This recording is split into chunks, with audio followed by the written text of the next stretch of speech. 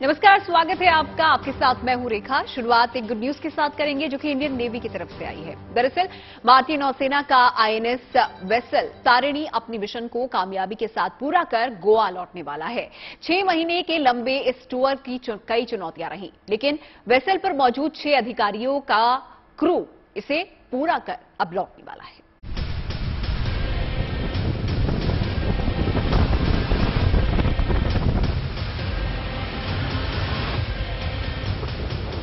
जिसे समंदर के तूफान भी ना हिला सकें। समंदर की लहरों पर जिसकी अटखेलियों में दिखा दम।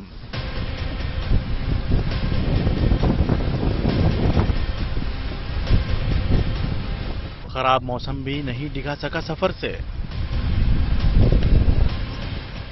समंदर की डगर पर आईएनएस एसवी तारिणी ने रचा इतिहास।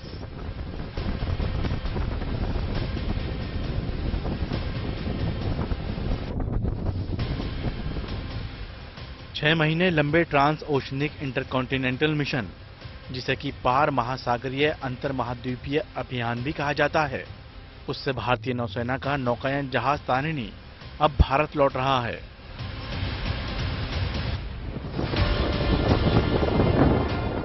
अपने इस मिशन में इस जहाज ने खराब मौसम का भी सामना किया। इसमें तूफान, ऊंची लहरें और तेज हवाओं की चुनौतियां शामिल हैं। लेकिन इस जहाज पर सवार 2 महिला अधिकारियों समेत 6 लोगों के इरादों को इससे कोई फर्क नहीं पड़ा।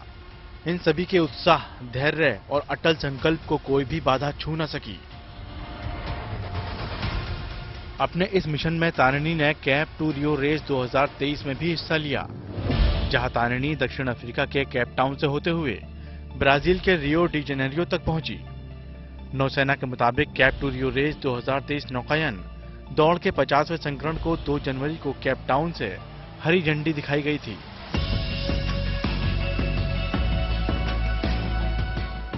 यहां से वापस भारतीय तट पर पहुंचने के साथ ही 17,000 समुद्री मील की दूरी तय कर लेगी।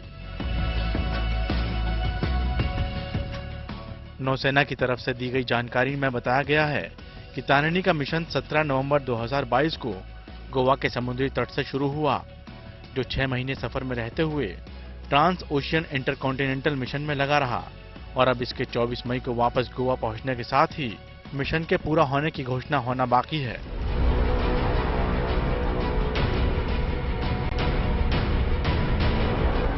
आईएनएस तारिणी को 2017 में नाविका सागर परिक्रमा जैसे ऐतिहासिक अभियान में पूरी महिला अधिकारी दल के साथ दुनिया भर में भ्रमण करने के लिए जाना जाता है। 2017 में इसी तारिणी के जरिए 6 महिला नौसेना अधिकारियों ने 21,600 नॉटिकल माइल्स की दूरी तय कर इतिहास रचा था, जिसके लिए पीएम मोदी ने भी तारीफ की थी। Bureau report, good news today. अब बात हंसी खुशी की करते हैं। जीवन में हंसी का बहुत बड़ा महत्व होता है और हंसी को अपनी रोजमर्रा के जीवन में जिसने शामिल कर लिया, समझिए उसने जिंदगी जीने का अहम मंत्र जान लिया। वर्ल्ड लाफ्टर डे पर लोग दिल खोलकर हंसे। आखिर इस हंसी में लंबे जीवन का राज छुपा हुआ है। आपको बता दें कि मई महीने के पहले रविवार को हर साल वर्ल्ड लाफ्टर डे सेलिब्रेट किया जाता है।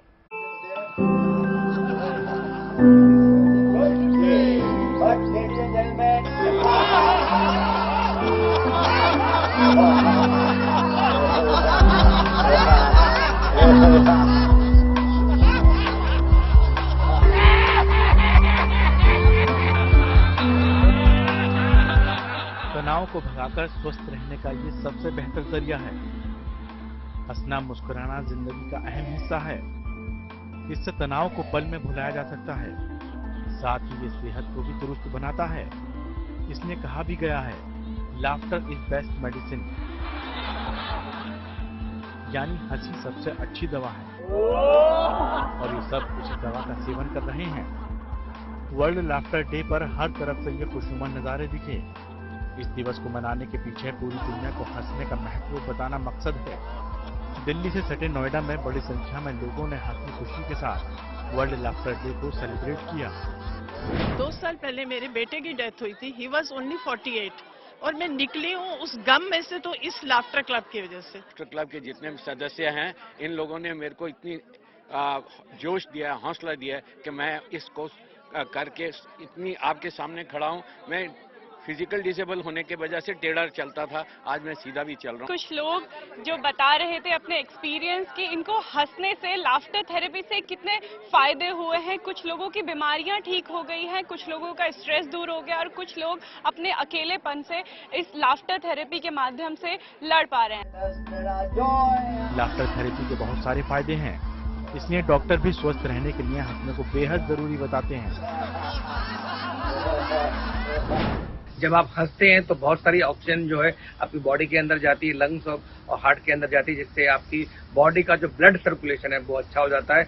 और नंबर 2, आपके जो ब्लड सर्कुलेशन अच्छा होने की वजह से जो हार्ट के अंदर ब्लड सप्लाई अच्छी होती है, उससे आपको एंजाइना, हार्ट अटैक की समस्या कम हो जाती है। नंबर 3, लंग्स की हेल्थ बहुत अच्छी हो जाती है, बिकॉज ब्लड सप्लाई लंग्स के अंदर जाती है, तो सीओपीडी, अस्थमा और जो क्रॉनिक लंग डिजीज है वो कम होती है। नंबर 4, मेलेटोनिन नामक जो हार्मोन है उसका सीक्रेशन बढ़ जाता है बॉडी के अंदर, उसकी वजह से रात को आपको नींद अच्छी आती है, रात को थकान कम होती है। नंबर 5, अगर आप हंसते हैं तो आपकी बॉडी है वो यंग हो जाती है, रिजुविनेट रहती है, बिकॉज ब्लड सर्कुलेशन अच्छा रहता है हर सेल्स का। नंबर 6, जब भी हंसते हैं तो आपके अंदर एक बॉडी के अंदर पॉजिटिव वाइब्स आती हैं, आपके आसपास का वातावरण अच्छा हो जाता है। अब आपको बताते हैं हंसने के फायदे। इससे शरीर में ऑक्सीजन की बेहतर आपूर्ति होती है, ब्लड सर्कुलेशन अच्छा होता है, दिल की बीमारी का खतरा कम होता है, फेफड़े स्वस्थ रहते हैं, अस्थमा में राहत मिलती है, क्रॉनिक लंग डिसीज का खतरा कम होता है, मेलाटोनिन हार्मोन बनने से अच्छी नींद आती है, शरीर और मन मिजाज चुस्त दुरुस्त रहता है, सकारात्मक सोच आती है, तनाव दूर होता है। लाफ्टर क्लब, लाफ्टर योगा, इन सबसे जुड़कर लोग हंसने को अपनी आदत में शुमार कर रहे हैं। ऐसे लोगों को इसका पूरा फायदा भी मिल रहा है।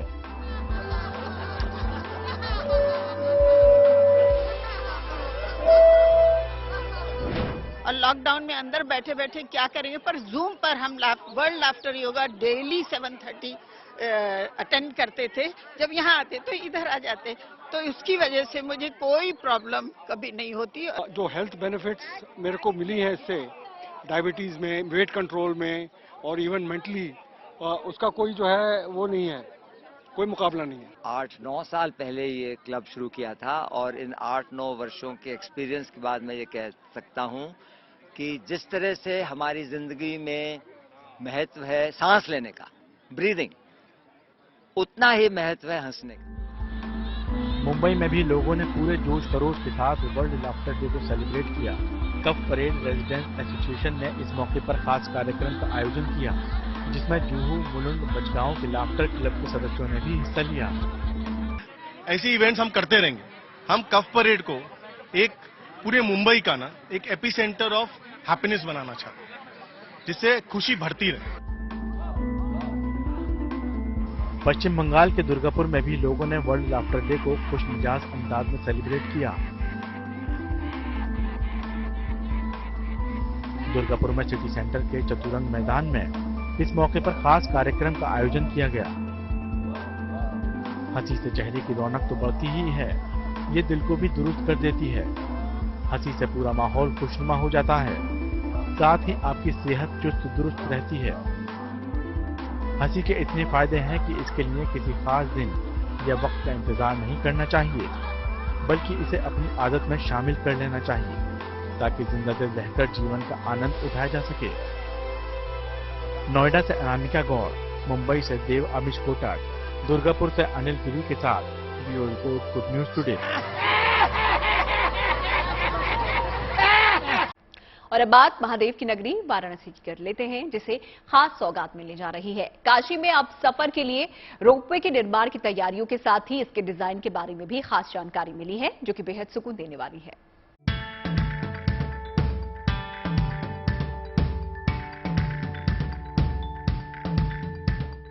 वाराणसी का रोपवे होगा वर्ल्ड क्लास। इसकी तस्दीक रोपवे के केबिन की इन शानदार तस्वीरों से होती है, जिनमें आने वाले वक्त में वाराणसी के लोग शान से सफर कर सकेंगे। वाराणसी में अर्बन ट्रांसपोर्ट रोपवे में इन खास केबिन का इस्तेमाल होना है, जो आरामदेह तो होंगे ही, आम लोगों के लिए बेहद सहूलत वाले भी होंगे, क्योंकि इन केबिन की डिजाइन बेहद खास है। और इनकी क्या क्या खूबियां हैं, ये भी आप जान लीजिए। वाराणसी रोपवे के केबिन को यूरोपीय डिजाइन के आधार पर बनाया गया है। इनमें यात्री हर मौसम में आरामदायक सफर कर सकेंगे। इनमें वेंटिलेशन के लिए खास इंतजाम होंगे। गर्मी के मौसम में इन केबिन में गर्मी कम लगेगी। इनकी खिड़कियां खास मटेरियल से तैयार की जाएंगी, जिससे अंदर का तापमान नियंत्रित रहेगा। दिव्यांगों के लिए भी इसमें खास व्यवस्था होगी। दिव्यांग इसमें अपने व्हीलचेयर के साथ सफर कर सकेंगे।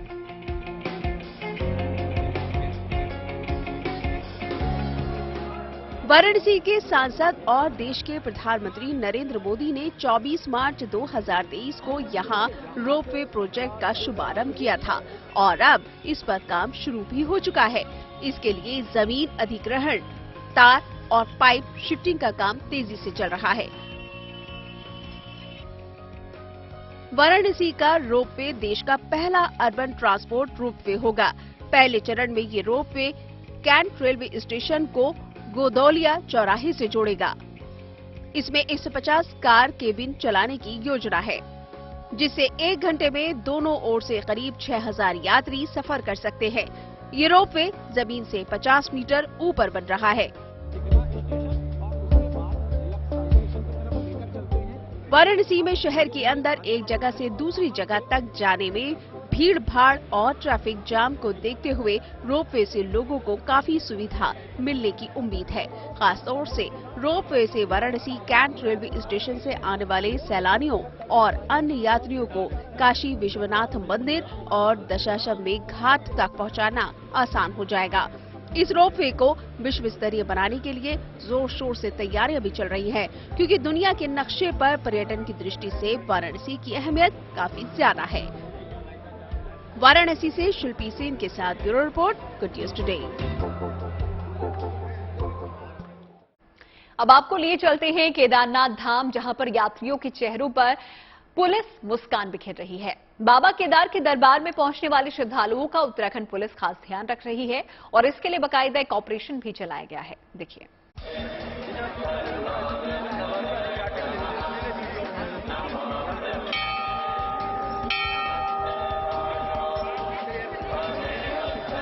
हम लोग का जो पास रात को खो गया था, गाड़ी से उधर जाने के लिए सीतापुर हम गए थे, तो आज तक पास मेरे को हम लोगों का हवाले कर दिया है। हम लोगों का सही सलामत पास में मिल गया है। केदारनाथ धाम की यात्रा के दौरान ऑपरेशन मुस्कान की सफलता का ये सबूत है। ये जो एक यात्री के हाथ में सामान आप देख रहे हैं, ये खो गया था, जिससे ये मायूस लग रहे थे। लेकिन उत्तराखंड पुलिस ने जब ये सामान इनके हवाले किया तो इनके चेहरे की मुस्कान देखने लायक थी। नंबर मिला आपका, थैंक यू जी से, बहुत बहुत शुक्रिया जी। आपकी ग्रोसरी बिल से हम लोग करके गूगल पे करके आपको नंबर ढूंढा, फिर हमने फोन द्वारा बुलाया। ठीक है, आ रहे थे हम लोग, बहुत थक गए थे रात में गाड़ी में, तो गाड़ी से वही पे भूल गए थे हम लोग पास, मेरा साइड है। थैंक यू उत्तराखंड पुलिस के लिए, बहुत बहुत बड़े धन्यवाद उत्तराखंड पुलिस का। हमारे डीजीपी सर का डॉक्यूमेंट, डीजीपी सर भी हमारे उधर ही थे। अच्छा, थैंक यू। केदारनाथ धाम की यात्रा करने वालों को किसी तरह की परेशानी का सामना नहीं करना पड़े, इसका पुलिस पूरा ध्यान रख रही है। केदार बाबा के दरबार तक पहुंचने के लिए 16 किलोमीटर की पैदल यात्रा आसान नहीं है। इस दौरान यात्रियों को कई तरह की मुसीबतों का सामना भी करना पड़ता है। पैदल मार्ग में भी कभी कोई अपने परिजन से बिछड़ जाता है, तो कभी किसी का सामान गुम हो जाता है। इन समस्याओं को लेकर पुलिस की तरफ से ऑपरेशन मुस्कान चलाया जा रहा है। इसके तहत पुलिस मुस्तैदी से काम कर रही है। कभी बिछड़े लोगों को तलाश कर अपनों से उन्हें मिला रही है, तो कभी खोए सामान को लौटाकर यात्रियों के चेहरे पर मुस्कान ला रही है। ऑपरेशन मुस्कान ये इस पे आधारित है कि जो व्यक्ति अपने परिजनों से या अपने रिश्तेदारों से, अपने दोस्तों से बिछड़ जाते हैं या आगे पीछे हो जाते हैं, साथ ही किसी का सामान खो जाता है, किसी को कोई दिक्कत आ जाती है, तो उन सबको मिलवाने की काम जो है ऑपरेशन मुस्कान में पुलिस अधिकारियों के द्वारा किया जा रहा है। साथ ही अगर किसी को कोई समस्या आती है तो उसका भी निस्तारण इसमें किया जा रहा है। ऑपरेशन मुस्कान के तहत पुलिस अभी तक पैदल मार्ग सहित धाम में बिछड़े 15 से ज्यादा लोगों को उनके परिजनों से मिलवा चुकी है। इसके अलावा यात्रियों के रेस्क्यू से लेकर बीमार यात्रियों को स्वास्थ्य केंद्र तक पहुंचाने में भी पुलिस अहम भूमिका निभा रही है। रुद्रप्रयाग से प्रवीण सेमवाल के साथ bureau report, good news today. अब आपको दिखाते हैं सुरों के जरिए प्यार और अमन के संदेश की शानदार खबर। कश्मीर में तैनात एक सीआरपीएफ के जवान के कश्मीरी गाने इन दिनों वायरल हो रहे हैं। बिहार का ये जवान घाटी में तराने छेड़कर नई मिसाल पेश कर रहा है। अच्छे सूरत को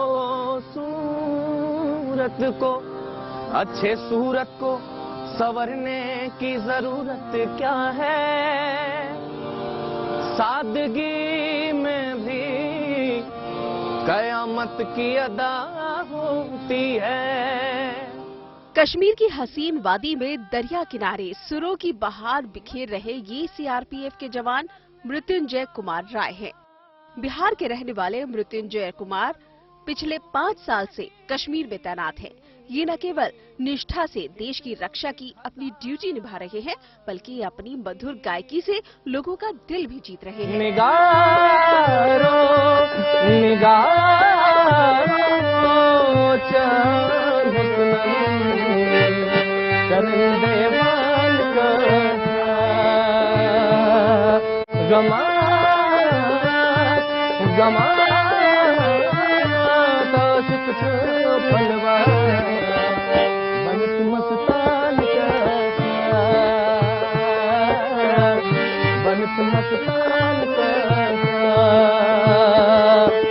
खास बात यह है कि मृत्युंजय ने हिंदी के अलावा कश्मीर के भी लोकप्रिय गीतों को अपने सुर दिए हैं।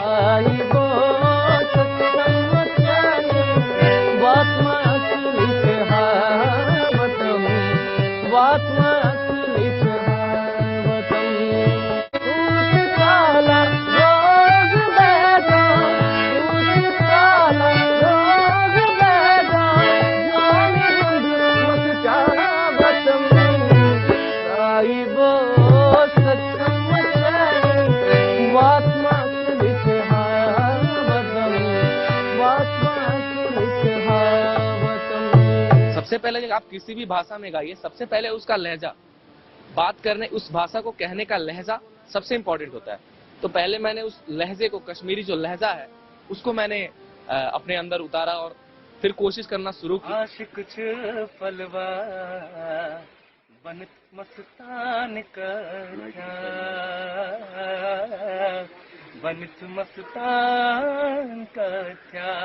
मृत्युंजय इसलिए खास तौर से चर्चा में है कि इनके गाए हुए कश्मीरी रोमांटिक गाने इन दिनों इंटरनेट पर खूब वायरल हो रहे हैं।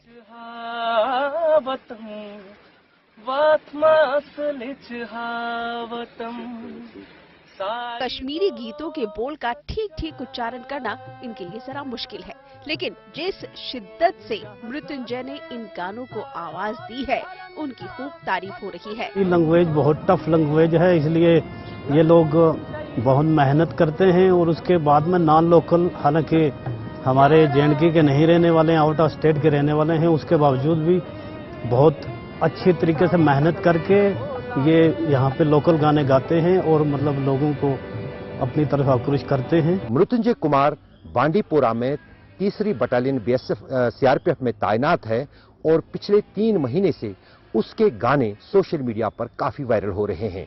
यहाँ तक कि CRPF ने उसके गानों को जो है लोगों के बीच पहुंचाया है एक ट्वीट के जरिए। खुद CRPF ने मृत्युंजय के गानों का वीडियो ट्वीट किया है। वीडियो साझा करते हुए कश्मीर OPS सेक्टर CRPF ने लिखा, अपनी चुनौतीपूर्ण ड्यूटी के बीच हमारे सैनिक खुशियों और प्रेरणा के पल खोजते हुए 3 बटालियन CRPF के कांस्टेबल मृत्युंजय कुमार राय की मंत्रमुग्ध कर देने वाली प्रस्तुति देखे, जो घाटी में ड्यूटी के दौरान कश्मीरी गीत गा रहे हैं।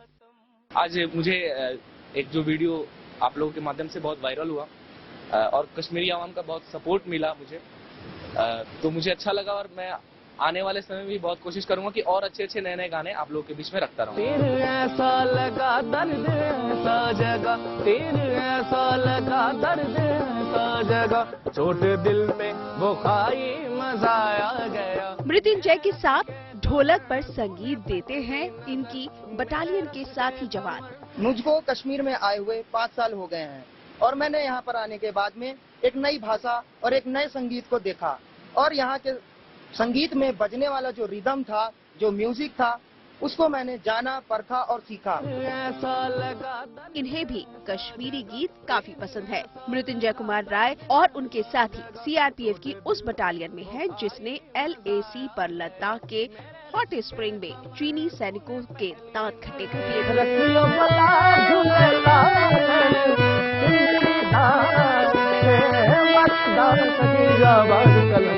अब कश्मीर में तैनात इसी बटालियन के ये जवान अपनी सुरों से प्यार और अमन का पैगाम भी दे रहे हैं। Bureau report, good news today.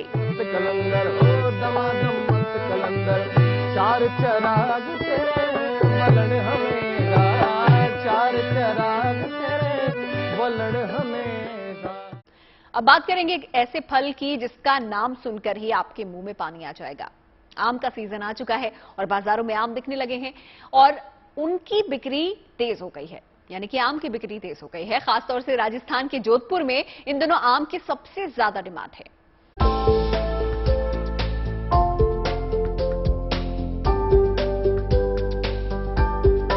जगह जगह आम ही आम दिख रहे हैं। जहां देखिए वहां आम के ढेर लगे हैं। ये तस्वीरें जोधपुर की मंडी की है, जहां इन दिनों आम की बहार दिख रही है। फलों के राजा आम का मौसम आ चुका है तो इसकी बिक्री भी शानदार हो रही है, क्योंकि सीजन आने के साथ ही इसकी मांग में काफी बढ़ोतरी देखी जा रही है। यहाँ जोधपुर में, राजस्थान में सबसे ज्यादा हापुस अपने जोधपुर में बिकता है। यहाँ के लोग हापुस ज्यादा पसंद करते हैं। उसके बाद केसर आम, क्योंकि आमों का राजा ही हापुस है। उसके बाद केसर आम, ये दोनों आम जो है अपने राजस्थान जोधपुर में खास पसंदा आम करते हैं।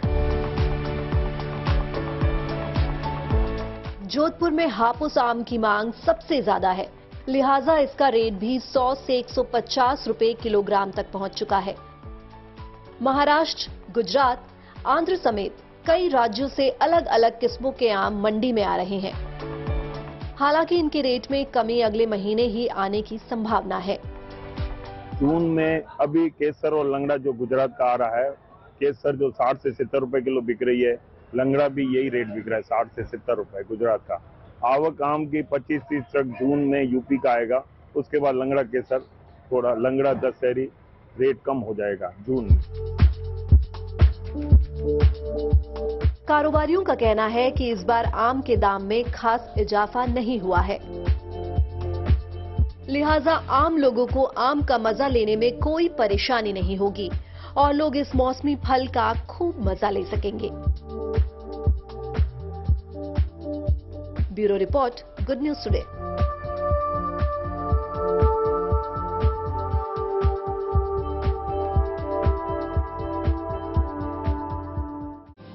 तो चलिए इन्हीं खबरों के साथ इस खास बुलेटिन में इतना ही। मुझे दीजिए इजाजत, आप देखते रहिए GNT।